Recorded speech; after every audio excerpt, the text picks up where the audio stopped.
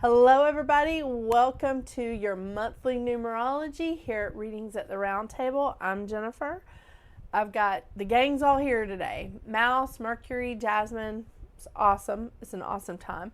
Before I forget and before I get into, some of the astrology of everything that's going down in May, I want to remind you that I will be reading from 2 card decks for advice cards for numerology. One is the Goddess Guidance Oracle deck, and the other one is Moonology Oracle cards by Yasmin Boland. Fantastic cards. These are so awesome that I actually read from the book. They're so good. Yeah. So, let's get into May. Are you ready for this?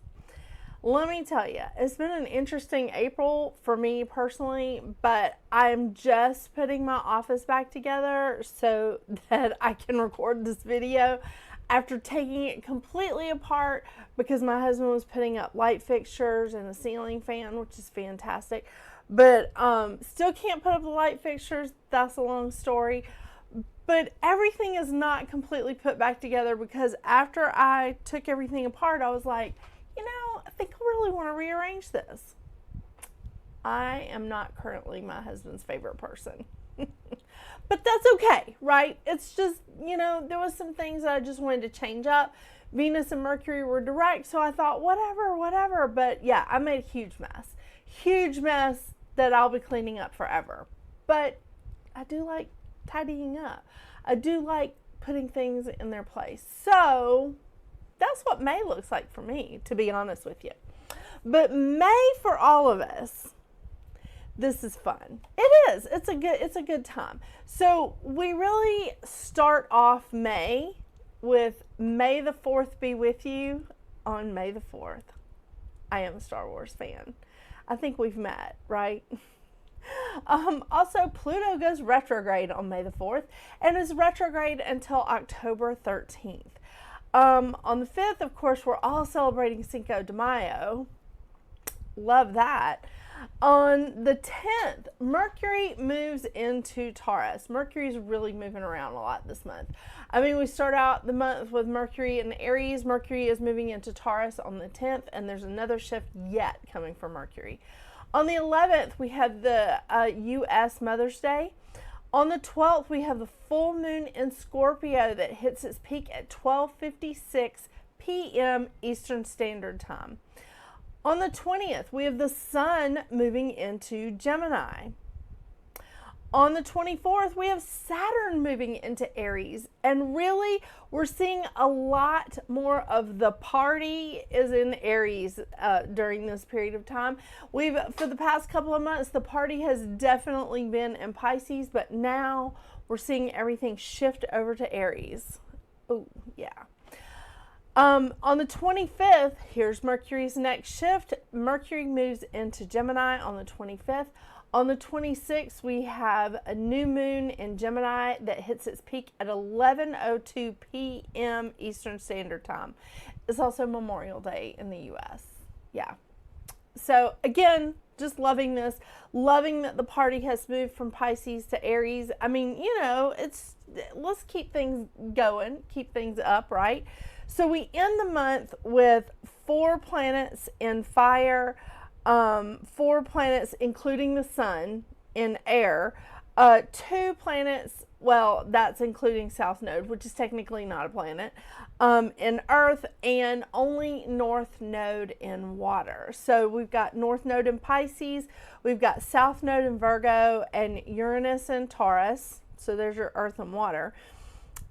In air, we have Aquarius, Aquarius is hosting Pluto, which is retrograde. And then we have Jupiter, Mercury, and the sun in Gemini. For our fire people, we have Mars in Leo, and we have Saturn, Neptune, and Venus in Aries. So Saturn's going to be in Aries for a couple of years, and Neptune's going to be there for the next 14. Well, okay, these guys are going to retrograde back into Pisces for a minute, but they are going to be Aries is going to be their home. They're just going to step back, check out Pisces for another minute before they keep going forwards. I know, later this year, because I think Neptune doesn't go retrograde until June, July, maybe July or into June. I'll have to look it up. But, you know, we're getting closer to July every day. I'm so much fun. Oh my gosh. Okay, so I want to talk to you about the crystal of the month that I have chosen. So the crystal of the month is technically not a crystal, it's amber. And amber is a fossilized tree resin, typically like honey yellow or orange, but it also can be white, red, blue, green, or black. And blue is the most rare. Now, I am wearing my amber necklace. This has like several different colors in it. This is technically black. Here's the more red. This is the like honey orange color. And this, I believe, is considered the white. I don't think it's considered the green. But, some of you crystal lovers, you can correct me on this. That's fine with me. Please correct me when I'm wrong. So I've got several specimens here. I've got raw, polished, zebra, a zebra amber. I even have like an amber with like, I do believe that this was kind of put here, but it's so gorgeous. I had to show it to you. It is a moth in amber. Love it. So I do have that as an example. I think amber is so fantastic because it cleanses and absorbs negative energy, which makes it fantastic for Reiki healers, for Reiki practitioners, because it keeps them from, it keeps the practitioner from absorbing the energy that they are clearing off of their clients. It's fantastic. So amber does absorb negative energy. It's supposed to help stimulate the body's natural healing process. Ancient times, or even just metaphysical people, spiritual people, believe that amber draws disease from the body, and it also helps absorb pain. Fantastic. This is a wonderful crystal for protection. It is associated with the solar plexus chakra, which is my favorite. But it can also work with the sacral. So, I mean, think about the sacral chakra as more like the orange color, and the solar plexus is that vibrant, bright yellow. And I definitely 100%. I use this for solar plexus work because solar plexus chakra is my favorite, but it also works well with the sacral chakra. And confidence. It symbolizes promises, wisdom, courage, purity. It awakens joy, energy, and motivation. It assists with depression and grief and seasonal affective disorder. Yeah, so it's fantastic. It has been used as an ancient manifestation tool. I'm going to say this right. An ancient manifestation tool to help you obtain your goals when you are really using it like intentionally. When you're really focused on it and you're using it intentionally and working with this stone. Stone, resin, crystal, you know what I'm trying to say. Historically, now I love this. All right. Historically, this was given to babies to help with teething. I've seen them tons, like on kids now. They're teething necklaces, but they're made of amber. They're amber beads. I love that. It was used to ward off the Black Death. Very interesting. And the ancient Chinese believed that when tigers died, its spirit became amber, and they nicknamed it the soul of the tiger. I just felt like we needed that. Going into May, I don't feel like Pluto being retrograde is like, completely horrible. I don't feel like any retrogrades are completely horrible. However, that Venus and Mercury retrograde combo that we had at the end of March and the beginning of April, that was unpleasant. So I don't know what it was like for the rest of you, but that was unpleasant for me. So I'm not like terribly upset about this Pluto retrograde, but I think that we need a little bit of like oof back in like our lives. I feel like this is a good time because we've got a lot of fire energy where we haven't had in a while. Like a lot of stuff has been in water for the past few months. And now we're moving into May where we have all of this energy in fire. And I think this is going to be great to sort of stimulate us, like help us just like jump in and move ahead. You still need to stop and think, okay? You still need to stop and think before you act. But this is a wonderful crystal, like to help us with our courage and our self-confidence. Because again, my favorite chakra, the solar plexus chakra, is personal power, inner strength, and intuition. That's a synopsis. That's not all of it, but that's the synopsis of it. And I think that using this stone to really help us with our solar plexus chakra, what is wrong with me today, is like wonderful. And it's a great crystal for us to take into May with us. Yeah, into this into this month of change. Let's do it. Are you ready? Are you ready for this? Okay, as I'm sitting here telling you all this stuff about this wonderful, like fossilized tree resin, I haven't actually shown it to you yet. So let me get my notes out of the way, and so that I can show you exactly what this lovely, lovely stone looks like. Okay, lots of different ones here, okay? So first, these are the raw ones that I have. Quite lovely. I do like them. They're so lovely. And then when you break, and I did actually break one. When you break the raw ones, you can still see that on the inside, it's polished. See? Like it's really polished on the inside. By the way, these are very, very lightweight. Very lightweight.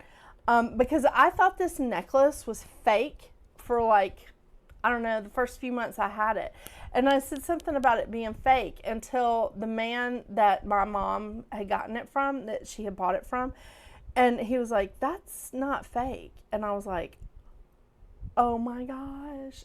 Yeah, just gorgeous. Okay, so here's some that's like more polished. And I have to give a shout out to this lovely, lovely lady at Heart, Soul, and Art here in Georgia. It's actually in Marietta. It's a metaphysical store not far from me.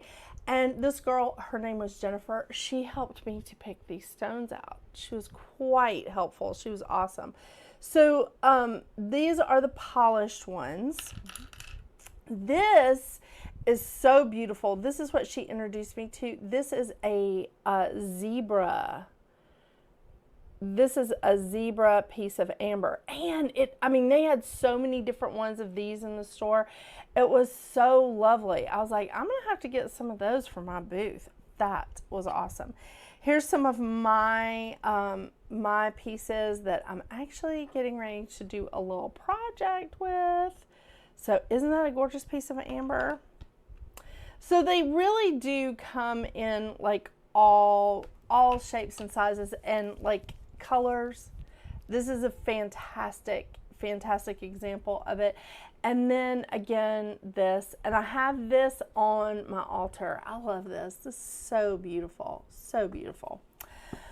All right, so there's your amber. There is your crystal of the month.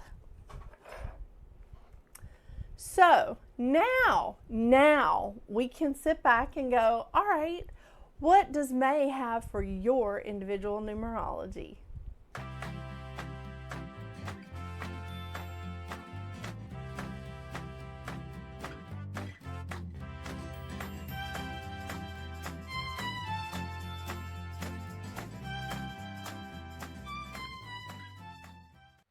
Hello, Life Path 5.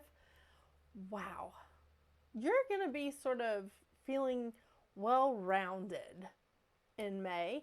Let me tell you why. Because I don't know if you've heard, maybe from me mentioning it 1.5 million times, we're in a 9-year. 2025 is a 9-year. But May for you is a 1 month. So you're letting go in some respects, right? Because we're all under the umbrella of the 9 with the year, but you're also starting a new beginning.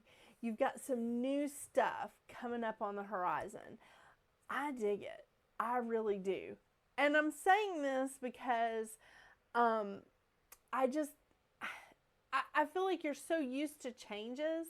You're so good at being versatile and adaptable, and you're used to those pivotal changes. I mean, you're fun.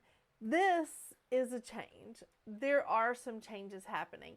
So it's almost like you're having like a letting go, transition, completion at the same time that you're having like some of these new beginnings. And I do like that. So the 1 vibration is all about, again, new beginnings. It's about the initiative, the courage, the individuality, the like inspirational ideas just flowing into you. Why do I hear, oh, Mercury. You can just see Mercury's little tail right there. I was like, why do I hear a cat? Yeah. So the 1 is all about finding confidence in yourself and really, like, I mean, just embracing it. Embracing it. A lot of opportunities coming in during a 1 time. And that 1 vibration is wanting you to reach out and grab those opportunities and just be like, yeah, this is what I want. This is what I need. And to just say, okay, I want to get creative here. I have confidence in myself. I can do this. Now, here's another thing. If you've shelved some ideas, if you've had some ideas or a dream that you were just like, it's not time to pull the trigger on that yet. It's not time to pull the ripcord on that thing yet. This might be the time for you to pull it down off that shelf, to pull it down out of the dreamland sky, right?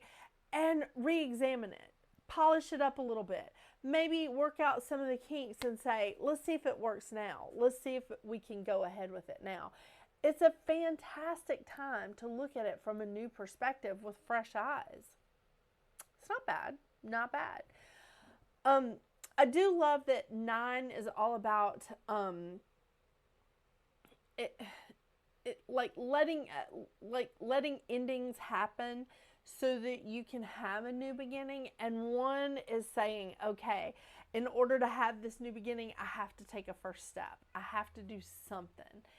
So this is a fantastic opportunity for you to see potential in some of your dreams, some of your ideas, these inspirational ideas that are coming into you. I love it. I love it. The 1 mantra is, I am inspiration and I fearlessly direct my creative ideas into action. Pretty awesome, huh? Yeah. It is time to direct those creative ideas into action. And honestly, you're all about change. You're very dynamic. You're very adaptable, very versatile. We talked about this already today. But you're full of fun, passion, energy. I love it. And this is a fantastic opportunity for you to move in this direction, for you to direct your ideas into action. Your mantra is, I am energy and creative action. Haha, does that sound familiar? Rejuvenating, dynamic, inspiring, and passionate. So what you really want to do is bring your passion, bring that energy into this creative action, into like putting your ideas into action.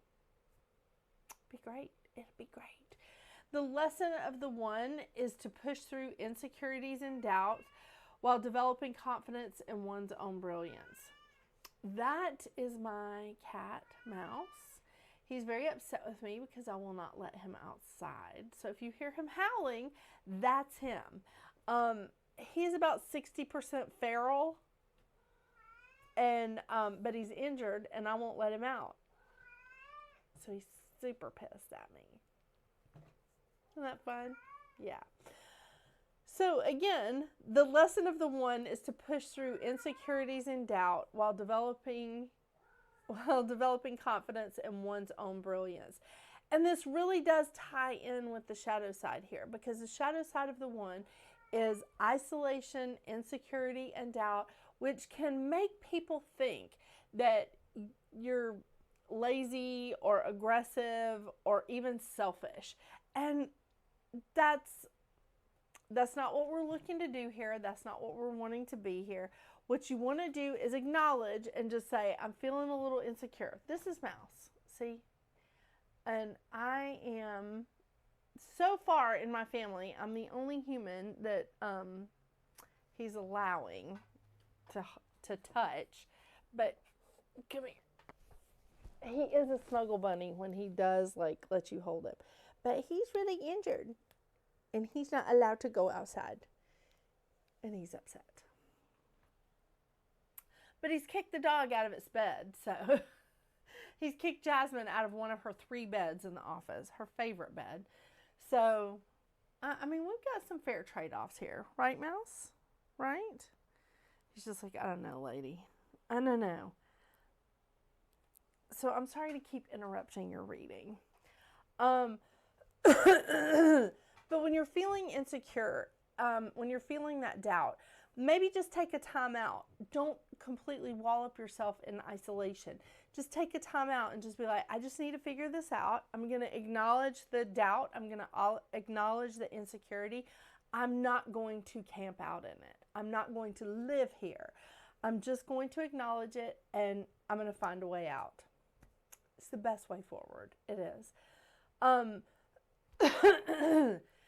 I want to remind you of your lesson, which is to harness your energy like any successful athlete so that it gives you the freedom to go beyond, the freedom and the energy to go beyond your imagined limitations.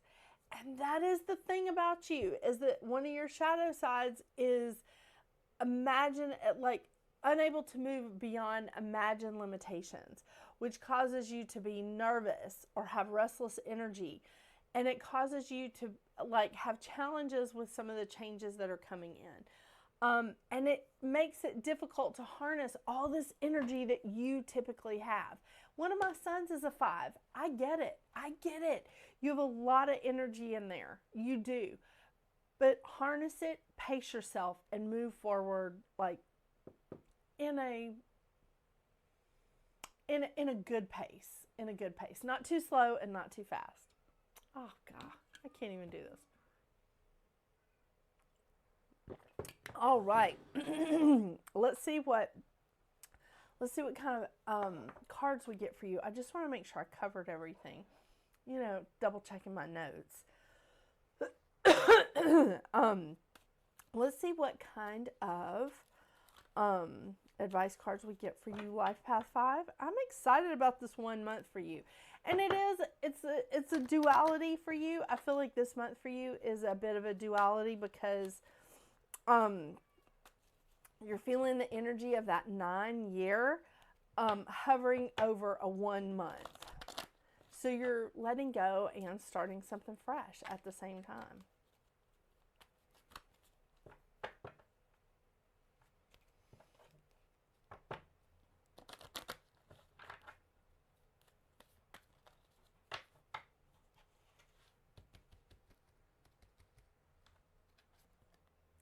Ooh, Sedna, infinite supply. I love that. You are supplied for today and all of your tomorrows. It's okay to flow with the moment, right? It's okay to move with the changes.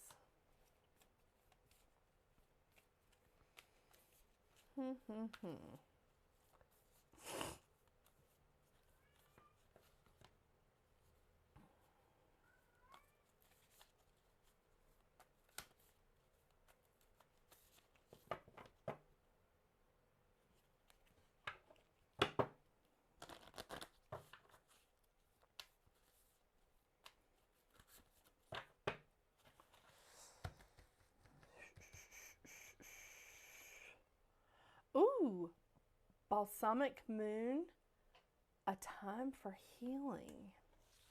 That matches. You know I love it when that happens. It doesn't happen very often, but Well, not with these cards. Yeah. Okay, Balsamic Moon, a time for healing.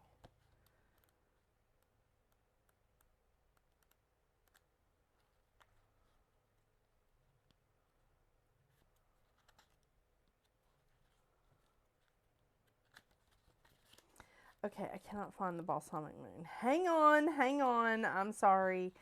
It's I'm distracted by a howling cat who is still currently howling. There it is. Okay, Balsamic Moon. Pulling this card suggests that the past is in the past and a bright future is beckoning. Oh my gosh. Endings and new beginnings. Oh my gosh. Okay, sorry. However, before you take your next step, make sure that both you and the situation feel healed. This is not the time to paper over the cracks or to simply pretend that everything is okay. Rather, you still need a little more time to heal and to soothe both yourself and anyone else in need. Then remind yourself that anything is possible if you believe it. This is also a time to surrender and wait to hear guidance from the universe. Powerful insights can be had. If you know that someone or something really isn't good for you, this card is a reminder to surrender. Start to work on your belief in your dreams so you're ready when the time comes. When one is healed, all are healed. That is awesome. That is awesome sauce. I love it. Love it, love it, love it. All right, Life Path 5, I hope you have an incredible and wonderful May. Don't forget to check out my live show every Tuesday night at 9 o'clock Eastern Standard Time, 9 o'clock p.m. Eastern Standard Time.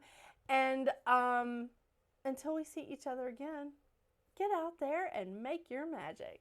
Bye.